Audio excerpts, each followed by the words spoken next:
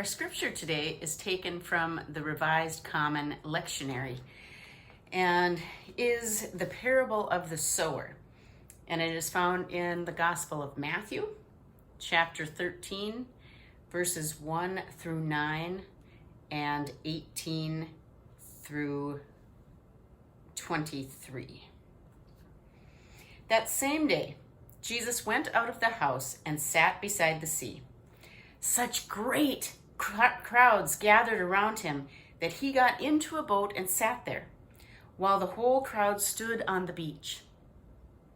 And he told them many things in parables, saying, "Listen, a sower went out to sow. And as he sowed, some seeds fell on the path, and the birds came and ate them up. Other seeds fell on rocky ground, where they did not have much soil, and they sprang up quickly, since they had no depth of soil. But when the sun rose, they were scorched, and since they had no root, they withered away. Other seeds fell among thorns, and the thorns grew up and choked them. Other seeds fell on good soil and brought forth grain, some 100-fold, some 60, some 30. Let anyone with ears listen."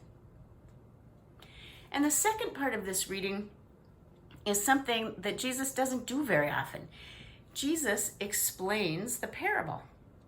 And so starting in verse 18, "Hear then the parable of the sower.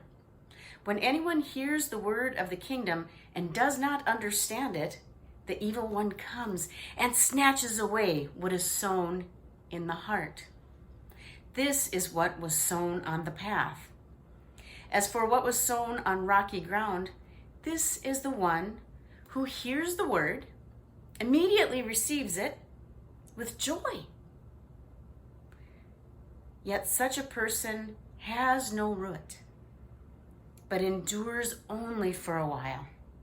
And when trouble or persecution arises," and I want you to remember this part, they don't have root, and when trouble or persecution arises on account of the word, that person immediately falls away. As for what was sown among thorns, this is the one who hears the word, but the cares of the world and the lure of wealth choke the word, and it yields nothing. But as for what was sown on good soil, this is the one who hears the word and understands it, who indeed bears fruit and yields, in one case 100-fold, in another 60, and in another 30. May God bless these words of Scripture to our understanding.